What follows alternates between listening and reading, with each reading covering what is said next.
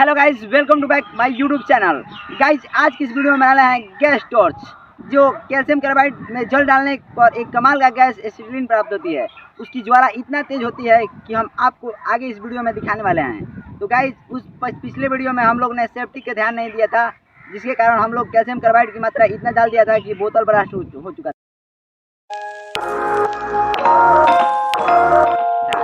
आज इस वीडियो में हम लोग सेफ्टी के साथ और एक्सपेरिमेंट को आगे बढ़ाते हैं।